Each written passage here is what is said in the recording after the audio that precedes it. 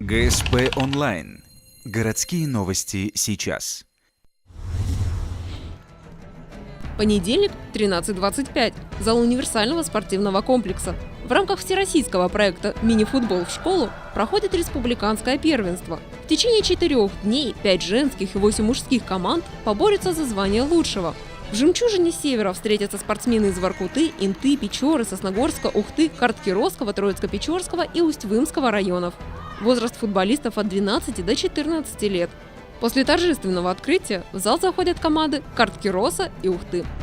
Наша команда является самой молодой на турнире. Все мальчики 2001 года рождения, то есть на год младше всех команд соперников, но мы все равно готовимся в этом турнире побеждать и настраиваемся только на победу. Никита Молнар и Антон Вижнин забивают сегодня 2 мяча в ворота Карткироса, принося тем самым победу в сухую. До выхода в финал ухтинским спортсменам предстоит встретиться с еще 2 командами. Однако местная сборная числится в фаворитах, и у нее есть все шансы стать первой в республиканском первенстве.